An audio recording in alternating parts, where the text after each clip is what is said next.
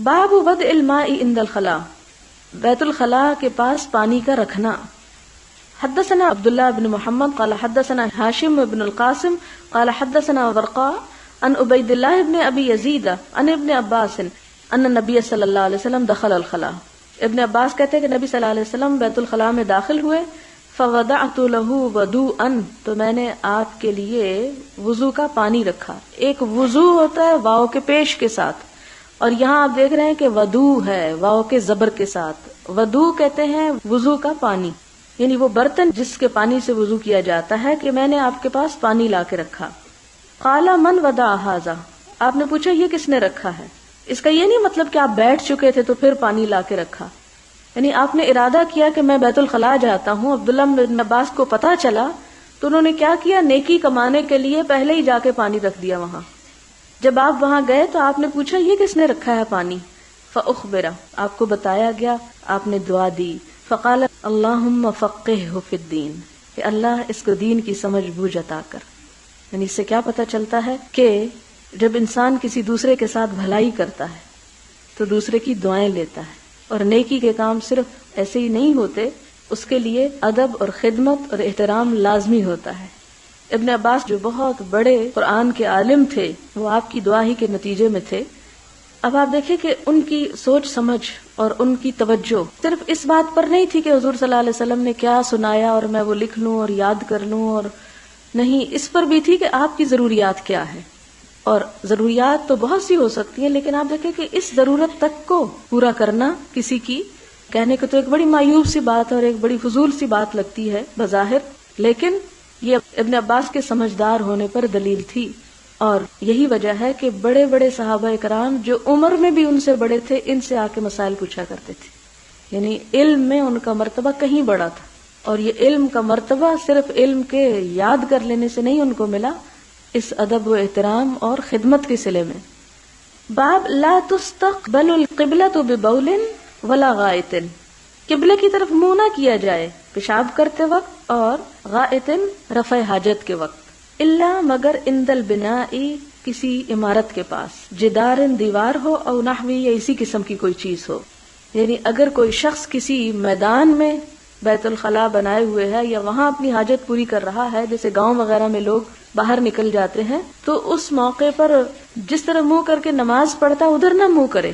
لیکن اگر وہ کسی کمرے میں ہے، جیسے ہمارے ہاں بند ٹوائلٹس ہوتے ہیں، اور اس میں پاکستان میں تو ایسا مسئلہ نہیں ہوتا، بعض اوقات آپ ٹرین پر ہوتے ہیں، بعض اوقات جہاز میں ہوتے ہیں، بعض اوقات آپ کسی ایسے ملک میں ہوتے ہیں جو مسلمانوں کا نہیں، اور ان کے ٹوائلٹس عین اس طرف بنے ہوئے ہوتے ہیں جس طرف قبلے کا رخ ہے، تو اس میں یہ نہیں کہ آپ نہیں جا سکتے، یا آپ کہیں کہ اب میں تو باتھ روم ہی نہیں جاتا، اس کا تو منہ اس طرف ہے، اور کھڑے ہو جائیں آپ. نہیں، ایسے اگر وہ صحرا کے علاوہ کسی عمارت کے اندر ہے ٹوائلٹ بنا ہوا اور اس میں رخ قبلے کی طرف بھی ہے تو کوئی حرج نہیں.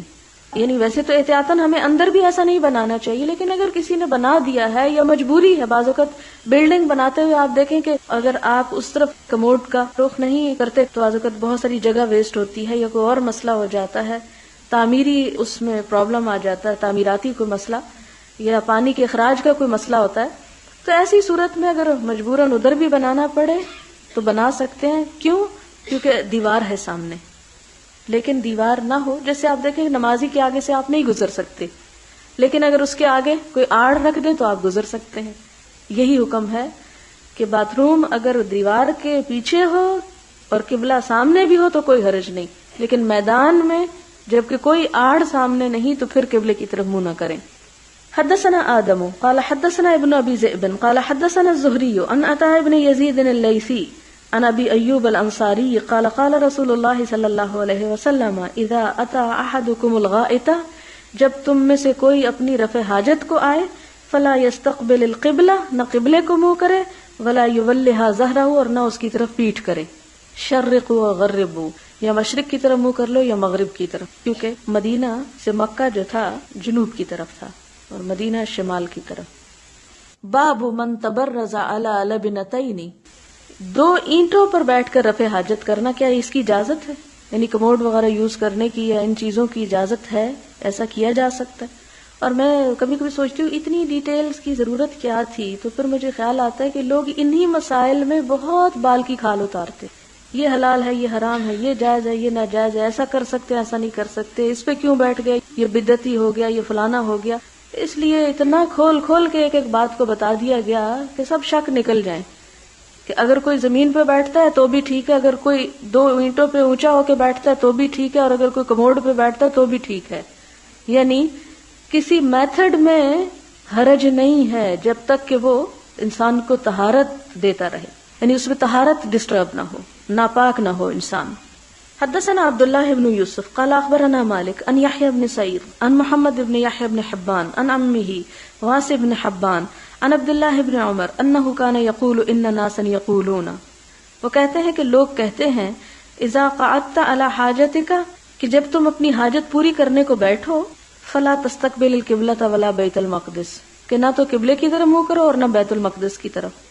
فقال عبد الله بن عمر، کیونکہ یہ فتویٰ عبداللہ بن عمر سے لیا جا رہا تھا تو وہ جواب دیتے ہیں لقد ارتقیت، میں چڑھا، یومن ایک دن، علی ظہر بیتن اپنے گھر کی چھت پر، لنا اپنی ہماری، فرأیت رسول اللہ صلی اللہ علیہ وسلم تو میں نے نبی صلی اللہ علیہ وسلم کو دیکھا، علی لبنتین کہ آپ 2 اینٹوں پہ بیٹھے ہوئے ہیں، یعنی اونچے ہو کے بیٹھے ہیں، مستقبلا بیت المقدسی بیت المقدس کی طرف منہ کیا ہوا ہے، لحاجت ہی رفع حاجت کے وقت.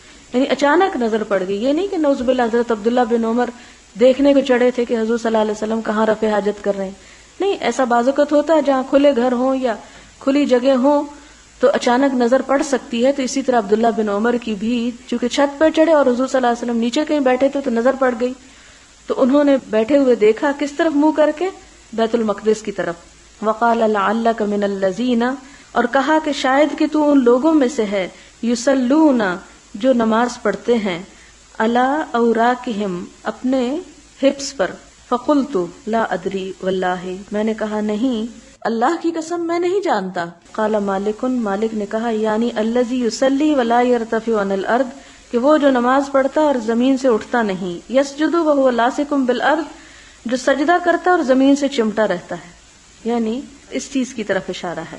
یہ جو ہے نا علی اوراقہم، یعنی رانوں کو پیٹ سے اور جانوروں کی طرح زمین پر پڑ جائے نماز میں، یہ بالکل چپک جائے، پتہ نہ چلیے سجدہ ہو رہا ہے یا ویسے ہی چپکا بیٹھا ہے. یہ انہوں نے کیوں کہا؟ سوال یہ پیدا ہوتا ہے وہ مسئلہ کچھ اور پوچھنے آئے تھے اور یہ ان کو کچھ اور کہنے لگ گئے.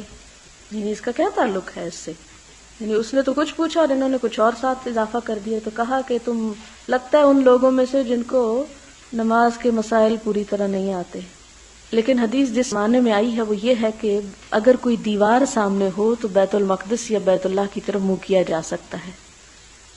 باب خروج النساء الی البراز، عورتوں کا نکلنا رفع حاجت کے لیے، یعنی کیا گھر سے باہر جا سکتی ہیں؟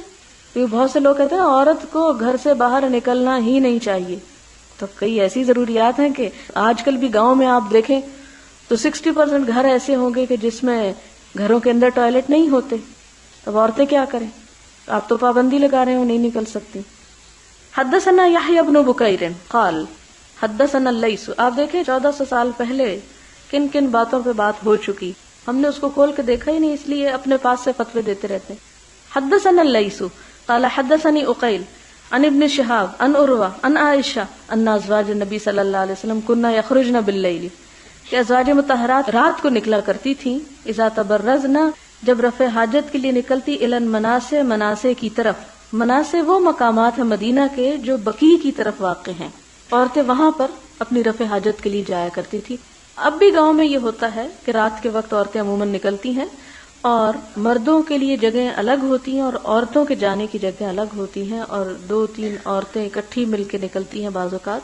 اور یہ کہ اس میں بھی انسان کی ایک ہیبٹ ہو جاتی ہے. اگر ہیبٹ یہ ہو جائے رات کے وقت جانا تو یہ ہے کہ ان کے ہاں چونکہ بچپن سے ٹوائلٹ ٹریننگ ایسی دے دی گئی کہ دن کو ضرورت کم پڑے اور رات کو جائیں تو رات کو ہی جاتے تھے. اور دوسری بات یہ ہے کہ ان لوگوں کی زندگیاں بہت فطرت کے اصولوں کے مطابق تھیں، جس کی وجہ سے ان کے ہاں ایسی مشکلات نہیں تھی جو شہری زندگی میں مشکلات ہوتی ہیں، اور بہت سی بیماریاں اور بہت سے خرابیوں کے اسباب پیدا ہوتے رہتے ہیں. حتیٰ کہ آج صبح ہی میں پڑھ رہی تھی کہ حضرت عائشہ یہ کہتی ہیں کہ اسلام میں سب سے پہلی بدعت جس کا رواج ہوا وہ پیٹ بھر کے کھانے کی تھی. آپ صلی اللہ علیہ وسلم کے زمانے میں لوگ پیٹ بھر کے کھانا نہیں کھاتے تھے، اپنے آپ کو کچھ بھوکا رکھتے تھے. تو سب سے پہلی خرابی جو آئی پیٹ بھر کے کھانے کی آئی، اور پیٹ بھر کے انسان کھا لے تو سستی اور غفلت اور پھر اس سے بہت سی خرابیاں. اور اس میں اگر اسٹمک اپسٹ ہے تو وضو کے مسائل کھڑے ہو جائیں گے اور ساری روٹین ڈسٹرب ہو کے رہ جائے گی. تو یہ ایک چیز دوسری بہت سی خرابیوں کا سبب بن جاتی. لیکن حضور صلی اللہ علیہ وسلم کے زمانے میں یہاں تک لوگوں کی ٹریننگ تھی کہ کھانا کس طرح ہے اور کتنا کھانا ہے کہ جس سے وہ چاقو چوبند رہ سکیں. اور اب تو ہم صرف کھانے پینے کو ہی رہ گئے ہیں. سب انجوائمنٹ جو ہے وہ کھانے پینے کے ارد گرد ہی گھومتی ہے. ان عروۃ عن عائشہ ان ازواج النبی صلی اللہ علیہ وسلم کن یخرجن باللیل اذا تبرزن، یعنی جب رفع حاجت کو جاتی، برزہ کا مطلب ہوتا ہے رفع حاجت کے لیے نکلنا، الی المناصع، مناصع کی طرف، وہو صعید، اور وہ اونچا علاقہ ہے، افیح یعنی کھلا میدان ہے، یعنی اونچا کھلا میدان ہے، دور کا علاقہ. فکان عمر یقول للنبی صلی اللہ علیہ وسلم، یعنی جب عورتیں رات کو جاتی تو عمر رضی اللہ تعالیٰ عنہ کو اچھا نہ لگتا. وہ آپ صلی اللہ علیہ وسلم کو کہتے یا رسول اللہ احجب نساء کا، اپنی عورتوں کو پردہ کروائیں. فلم یکن رسول اللہ صلی اللہ علیہ وسلم یفعل، لیکن آپ صلی اللہ علیہ وسلم ایسا کرنے کا حکم نہیں دیتے تھے کیونکہ اللہ کی طرف سے حکم نہیں آیا تھا. فخرجت سودہ بنت زمعہ، تو ایک دفعہ حضرت سودا اپنے گھر سے نکلی، زوج النبی صلی اللہ علیہ وسلم، لیلۃ من اللیالی، راتوں میں سے ایک رات کو نکلی گھر سے، عشاء کے وقت، اکیلی ہوں گی. وکانت امرأۃ طویلہ، اور لمبی عورت تھی، یعنی لمبے قد کی تھی. فناداہا عمر، حضرت عمر نے دیکھ لیا ان کو راستے میں تو آواز دی، الا قد عرفناک یا سودا، سودا ہم نے تجھے پہچان لیا، تم جا رہی ہو.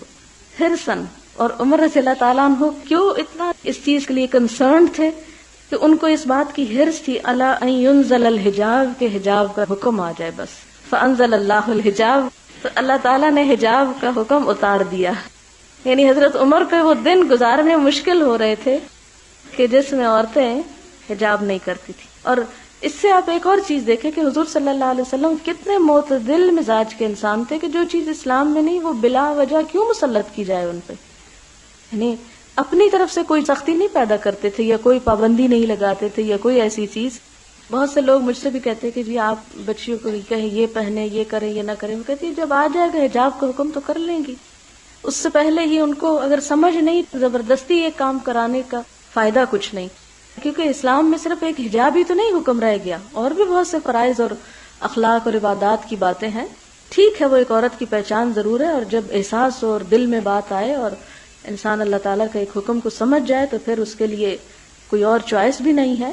اس میں عورت کا وقار اور عظمت بھی ہے. لیکن ہمارے ہاں جب اسلام کی تبلیغ شروع ہوتی ہے خصوصاً عورتوں کو، تو سب سے پہلے جس چیز پہ تنقید اور جھاڑ پٹی ہوتی ہے وہ حجاب ہوتا ہے. تو خدا کے لیے حجاب سے شروع نہ کریں، شروع کریں جہاں سے آپ صلی اللہ علیہ وسلم نے ایمان اور عقیدہ اور اخلاق اور بہت ساری چیزیں، اور پھر یہ بھی ان میں سے ایک حکم ہے وہ بھی آ جائے گا. لیکن یہ ہے کہ ظاہر ہے مسلمان ہونا اور مسلمان پیدا ہونے میں بھی فرق ہے. مسلمان ہونا اور پیدا ہونا، یعنی پیدا ہونے سے مراد یہ ہے کہ ایک مسلمان گھر میں پیدا ہو اور ایک بچی کہے کہ نہیں جب تک میں وہ فلاں صورت نہیں پڑھوں گی تو میں نہیں عمل کروں گی. یہ پھر ایسی پابندی اور ایسی بات بھی نہیں کرنی چاہیے. اب مسلمان پیدا اور مسلمان ماؤں کا فرض کیا ہے کہ اپنی بچیوں کو شروع سے ہی شرم و حیا کی بات سکھائیں، کیونکہ بہرحال ایک مسلمان اور ایک غیر مسلمان عورت میں بہت بڑی حد فاصل ہے. سب سے بڑی پہچان ہے لا الہ الا اللہ تو زبان سے پڑھا جاتا ہے نا اور دل میں ہے، لیکن ظاہر میں کس سے معاملہ کیا جائے گا؟ کسی پہچان سے. بہرحال آگے حدثنا زکریا قال حدثنا ابو اسامہ عن ہشام بن عروہ عن ابیہ عن عائشہ ان النبی صلی اللہ علیہ وسلم قال قد اذن ان تخرجن فی حاجاتکن، کہ نبی صلی اللہ علیہ وسلم نے فرمایا کہ عورتوں تم کو اجازت دی گئی ہے کہ اپنی حاجتوں کے لیے نکلو. یعنی عورتوں کو گھر سے باہر نکلنے کی اجازت ہے اپنی ضروریات پوری کرنے کے لیے، حاجات کے لیے. قال ہشام بن عروہ کہتے ہیں کہ اس سے مراد آپ کی یعنی البراز حاجت سے مراد خاص رفع حاجت کی طرف اشارہ ہے، یعنی اس حاجت کے لیے بھی عورت نکل سکتی ہے. حاجات میں سب حاجتیں آ جاتی ہیں لیکن یہ بھی شامل ہے. باب التبرز فی البیوت، کہ اگر کوئی باہر نہیں جاتا گھر میں ٹوائلٹ بنا لیتا ہے، کیا اس کی اجازت ہے؟ حدثنی ابراہیم بن المنذر قال حدثنا انس بن ایاز عن عبید اللہ عن محمد بن یحیی بن حبان عن واسع بن حبان عن عبد اللہ بن عمر قال ارتقیت فوق ظہر بیت حفصہ، میں نے اوپر چڑھ کے دیکھا حضرت حفصہ کے گھر کی چھت پر، لباس حاجتی، اپنی کوئی حاجت پوری کرنی. میں اپنے کسی کام سے گیا تھا اوپر کسی چھت پہ، اور وہ چھت کس کی تھی؟ حضرت حفصہ کے کمرے کی چھت تھی. فرأیت رسول اللہ صلی اللہ علیہ وسلم، تو میں نے دیکھا کہ آپ صلی اللہ علیہ وسلم یقضی حاجتہ، اپنی حاجت پوری کر رہے ہیں، رفع حاجت کر رہے ہیں، مستدبر القبلۃ، قبلے کی طرف پیٹھ کر کے، مستقبل الشام، بیت المقدس کی طرف منہ کر کے. یہ وہی حدیث ہے جو پہلے گزر چکی ہے حضرت عبداللہ بن عمر کی. شام اس میں فلسطین ہے نا، اور اس میں بیت المقدس ہے، اس کی طرف اشارہ ہے. یعنی بیت المقدس کی طرف منہ تھا، قبلے کی طرف پیٹھ تھی. اب ایک حدیث میں آتا ہے کہ آپ نے منع کیا، وہ منع کہاں ہے؟ صحرا میں منع ہے، اور آپ کا عمل اس کے خلاف. یہ نہیں کہ کنٹراڈکشن ہے کوئی، مراد اس سے یہ ہے کہ آپ صلی اللہ علیہ وسلم نے گھر کے اندر اگر کوئی ٹوائلٹ استعمال کرتا ہے یا بناتا ہے تو اس میں اس چیز کی اجازت دی ہے کہ وہ قبلے کی طرف پیٹھ کر لے. حدثنا یعقوب بن ابراہیم قال حدثنا یزید بن ہارون قال اخبرنا یحیی عن محمد بن یحیی بن حبان ان عمه واسع بن حبان اخبره ان عبد الله بن عمر اخبره قال لقد ظهرت ذات يوم على ظهر بيتنا فرأيت رسول الله صلى الله عليه وسلم قاعدا على لبنتين مستقبل بیت المقدس. یہ حدیث گزر چکی ہے. باب الاستنجاء بالماء، پانی کے ساتھ استنجا کرنا، کیا اس کی اجازت ہے؟ اچھا اب آپ دیکھیں، آپ کہیں گے کہ یہ آپ کیا کہہ رہی ہے، اجازت ہے کہ نہیں؟ دین صرف ہمارے لیے نہیں ہے، دین ہر طبقے کے لیے ہے، ہر طرح کے لوگوں کے لیے. اور چونکہ آپ صلی اللہ علیہ وسلم نے دونوں طرح طہارت کی، پانی سے بھی کی، مٹی کے ساتھ بھی کی، تو اب یہ ہے کہ ان میں سے کوئی ایک یا دوسرا طریقہ اختیار کرتا ہے تو کیا ایسا کر سکتا ہے؟ یعنی کیا صرف پانی استعمال کر سکتا ہے اگر وہ مٹی نہیں استعمال کرتا؟ یا آج کے دور میں کوئی ٹیشو پیپر نہیں ہے کسی کے پاس تو کیا صرف پانی سے طہارت ہو سکتی ہے، یا مٹی کا استعمال کرنا یا ٹیشو کا استعمال کرنا ضروری ہے؟ حدثنا ابو الولید ہشام بن عبد الملک قال حدثنا شعبة عن ابی معاذ واسمه عطاء بن ابی میمونة قال سمعت انس بن مالک یقول كان النبي صلی اللہ علیہ وسلم اذا خرج لحاجته، کہ نبی صلی اللہ علیہ وسلم جب اپنی حاجت کے لیے نکلتے، اجیء انا، تو میں آ جاتا، وغلام، اور ایک غلام، معنا، ہمارے ساتھ، یعنی ایک اور لڑکا اور میں دونوں ساتھ چل پڑتے. کس کے ساتھ؟ اداوۃ من ماء، پانی کا ڈول لے کر، یعنی آپ جاتے اور ہم آپ کا پانی اٹھا کے ساتھ لے جاتے. یعنی یستنجی بھی، کہ آپ اس کے ساتھ استنجا کرتے، جس سے یہ پتہ چلتا ہے کہ صرف پانی سے بھی طہارت ہو سکتی ہے، مٹی یا کسی اور چیز کا استعمال کرنا شرط نہیں. اگرچہ بہتر ہے کہ انسان براہ راست کسی غلاظت کو ہاتھ نہ لگائے، لیکن اگر مجبوری ہو اور کوئی طریقہ نہ ہو تو ڈائریکٹ پانی بھی یوز کیا جا سکتا ہے. باب من حمل معه الماء لطهوره، وقال ابو الدرداء الیس فیکم صاحب النعلین والطہور والوساد. باب طہارت کے لیے پانی کا ساتھ لے چلنا، لطہورہ یعنی طہارت کے لیے. اور ابو الدرداء کہتے ہیں الیس فیکم، کیا نہیں ہے تم میں، صاحب النعلین، جوتیوں کا اٹھانے والا، والطہور اور پانی اٹھانے والا، والوساد اور تکیہ اٹھانے والا. تمہارے درمیان وہ شخص موجود ہے جو آپ صلی اللہ علیہ وسلم کے وضو کا پانی اٹھاتا تھا، آپ کے جوتے اٹھا کے لے جاتا تھا، اور آپ کا تکیہ بھی اٹھا کے ساتھ رکھتا تھا. یعنی جب آپ کبھی سفر میں ہوتے تو آپ کی یہ ضروریات پوری کرتا. اور یہ کوئی عام انسان نہیں تھے، بہت بڑے عالم عبداللہ بن مسعود تھے. یعنی علم یہ نہیں انسان کو سکھاتا کہ انسان اپنے سے کسی بڑے کا ادب نہ کرے، یا طالب علم کے لیے یہ نہیں کہ وہ سمجھے کہ کتاب پڑھنا ہی ایک بہت بڑا کارنامہ ہے، بلکہ استاد کی یا کسی اور کی ایسی ضروریات پوری کرنا جو ہے وہ بھی بہت باعث اجر ہے. جس میں ابو الدرداء عبداللہ بن مسعود کا نام لینے کی بجائے کیا کرتے ہیں؟ انہیں صاحب النعلین والطہور والوساد کہتے ہیں، کہ ان کی پہچان یہ ہو گئی تھی کہ جب حضور صلی اللہ علیہ وسلم کہیں جاتے، ان کا تکیہ اٹھا کے ساتھ، ان کے جوتے اٹھا کے ساتھ، اور ان کے وضو کا پانی اٹھا کے ساتھ ہوتے تھے. یعنی ان ضروریات کا وہ خیال رکھتے تھے. حدثنا سلیمان بن حرب قال حدثنا شعبہ عن ابی معاذ هو عطاء بن ابی میمونۃ قال سمعت انس یقول كان رسول اللہ صلی اللہ علیہ وسلم اذا خرج لحاجته تبعته انا وغلام منا. اور یہ کام صرف عبداللہ بن مسعود نہیں، حضرت انس بھی کرتے ہیں. حضرت انس یہاں بیان کرتے ہیں کہ آپ صلی اللہ علیہ وسلم جب اپنی کسی حاجت کے لیے نکلتے تو میں آپ کے پیچھے جاتا، اور میرے ساتھ ایک اور لڑکا بھی ہوتا تھا، اور یہ شاید یہ لڑکے اس وقت عبداللہ بن مسعود ہی ہوں. معنا اداوۃ من ماء، ہمارے ساتھ پانی کا ایک ڈول ہوتا تھا، اور ہم کیا کرتے تھے؟ آپ کے لیے پانی اٹھا کے ساتھ لے جاتے. اس کا یہ مطلب نہیں کہ آپ خود اٹھا نہیں سکتے تھے، یہ ایک احترام کی بات ہے، اور اس میں کوئی تکبر بھی نہیں کہ اگر کوئی کسی سے اٹھوا کے جا رہا ہے تو اس کا مطلب وہ اپنے آپ کو بڑی شے سمجھتا ہے، دوسروں سے خدمت لے رہا ہے. یعنی دونوں چیزوں کی اجازت ہے، اسلام دین وسعت ہے. باب حمل العنز مع الماء فی الاستنجاء، باب اٹھانا برچھی کا، انزا برچھی، مع الماء پانی کے ساتھ، فی الاستنجاء استنجا کے لیے نکلتے وقت، یعنی اگر کوئی شخص کسی میدان میں رفع حاجت کے لیے جائے تو پانی کے ساتھ اگر برچھی بھی اٹھا لے جائے تو کیا اس کی اجازت ہے؟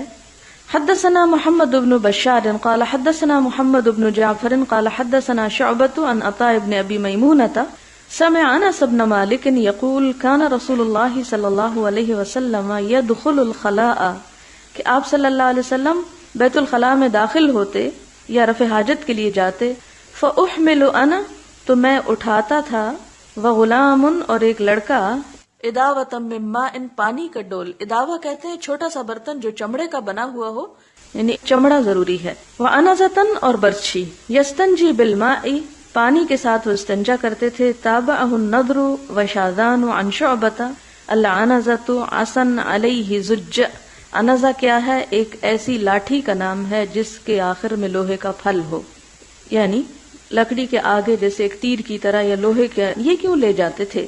اس کی وجہ یہ ہے کہ اگر ضرورت پڑے تو برچھی کو زمین پر گاڑ کے اس پہ کپڑا وغیرہ ڈال دیں تاکہ ایک طرح سے آڑ بن جائے، یا مثال کے طور پر اگر اپنا کپڑا اس پر رکھنا ہے اتار کر، کیونکہ بعض اوقات انسان جب ایسی جگہ پر بیٹھتا ہے تو کپڑوں کے ناپاک ہونے کا اندیشہ ہے، تو اس صورت میں اس پہ کپڑا ٹانگ سکتا ہے۔ دوسری بات یہ ہے کہ اس سے زمین کو ذرا نرم کر کے اس پہ بیٹھا جا سکتا ہے، کیونکہ سخت زمین سے چھینٹے پیشاب کے اڑ کے واپس کپڑوں کو ناپاک کر سکتے ہیں، تو اس لیے زمین کو کھودنے کے لیے یا نرم کرنے کے لیے یا کپڑا وغیرہ گاڑنے کے لیے۔ اور اسی طرح یہ ہے کہ اگر وہ لاٹھی جو ہے ذرا بڑی ہے تو راستے میں اگر کوئی ایسا جانور ہے یا کوئی تکلیف دہ چیز ہے تو اس کو مارا بھی جا سکتا ہے اس سے، جیسے سانپ بچھو وغیرہ اگر کہیں نکل آتے ہیں تو ایک طرح سے حفاظت کے لیے وہ ساتھ لے جانے کی اجازت ہے۔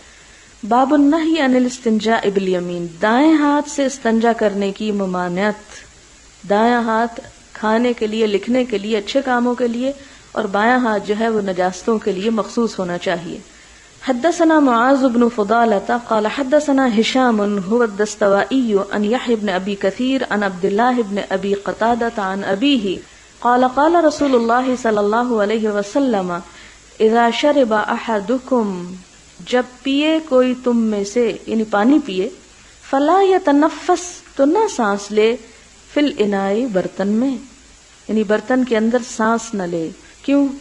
اخلاق اور تہذیب کے خلاف ہے نمبر ایک، اور دوسری بات یہ کہ جیسا کہ اب ہم جانتے ہیں کہ انسان کی جو سانس لینے کے بعد باہر گیس آتی ہے وہ کاربن ڈائی آکسائڈ ہے جس میں زہریلے اثرات ہوتے ہیں اور وہ فوڈ میں شامل ہو کے انسان کو نقصان دے سکتے ہیں۔ وَإِذَا أَتَى الْخَلَاءَ، اور جب بیت الخلاء کو آئے، فَلَا يَمَسَّ ذَكَرَهُ، تو اپنی شرمگاہ کو نہ چھوئے، بِيَمِينِهِ، اپنے دائیں ہاتھ سے، وَلَا يَتَمَسَّحْ بِيَمِينِهِ، اور نہ استنجا کرے دائیں ہاتھ سے۔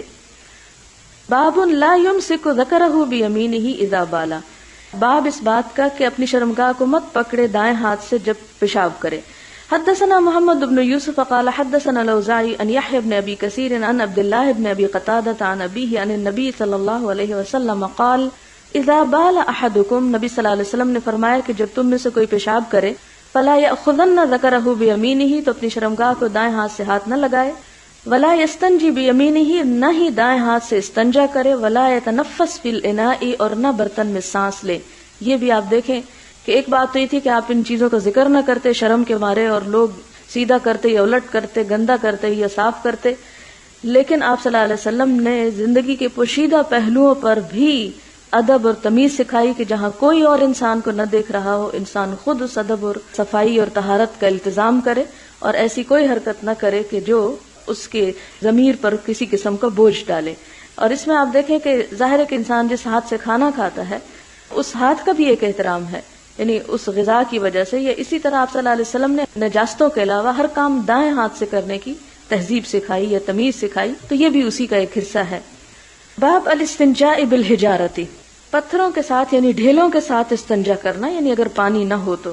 حدثنا احمد بن محمد المکی قال حدثنا عمرو بن یحیی بن سعید بن عمرو المکی عن جدہ عن ابی ہریرہ قال اتبعت النبی صلی اللہ علیہ وسلم، میں نبی صلی اللہ علیہ وسلم کے پیچھے گیا، وخرج لحاجتہ، اور اپنی حاجت کے لیے آپ نکلے تھے یعنی گھر سے، فکان لا یلتفت، اور جب آپ چل رہے ہوتے تھے تو پیچھے مڑ کے نہیں دیکھتے تھے، یہ بھی ایک غلط بات ہے کہ انسان جیسے واک کر رہا ہو تو کرتے کرتے پیچھے مڑ کے نہیں دیکھنا چاہیے. یہ بھی اخلاق یا آداب یا تہذیب کے منافی بات ہے. اور اسی لیے آپ کو پتا چلا بھی کہ کوئی پیچھے آ رہا ہے لیکن آپ نے پیچھے مڑ کے نہیں دیکھا.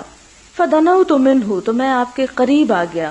فقال، تو آپ نے فرمایا ابغنی، لاؤ میرے لیے احجارن، کچھ ڈھیلے، استنفد بہا، کہ میں طہارت کروں گا ساتھ اس کے، او نحوہ، یا ایسا ہی کوئی لفظ استعمال فرمایا، یعنی استنفد فرمایا یا استنجی فرمایا، لیکن مراد اس سے یہی تھی کہ آپ نے اس سے استنجا کرنا تھا. ولا تأتنی بعظم، اور میرے لیے ہڈی نہ لانا، یعنی استنجا نہیں کروں گا میں کس سے، ہڈی کے ساتھ. ولا روثن، اور نہ گوبر. فأتیتہ بأحجار، تو میں لے آیا آپ کے لیے کچھ پتھر، بطرفی ثیابی، اپنے کپڑے کے کونے میں، یعنی ایک دو نہیں تھے، زیادہ ہوں گے، اس لیے انہوں نے اپنے کپڑے کے یا چادر کے کنارے پر ان کو اٹھا لیا ان کے زیادہ ہونے کی وجہ سے. فوضعتها الى جنبه، تو ان کو میں نے آپ کے پاس رکھ دیا. واعرضت عنہ، اور آپ سے منہ موڑ لیا، یعنی دور چلا گیا. فلما قضا، پھر جب آپ حاجت سے فارغ ہوئے، اتبعہ، پیچھے لائے اپنے، بہن، ان کو، یعنی ان پتھروں سے اپنا آپ صاف کیا، یعنی طہارت حاصل کی. اب سوال یہ پیدا ہوتا ہے کہ آپ نے ہڈی اور گوبر سے کیوں منع کیا؟ کہا یہ جاتا ہے کہ ہڈی جو ہے وہ جنوں کی غذا ہے اور گوبر جو ہے وہ جنوں کے جانوروں کی غذا ہے.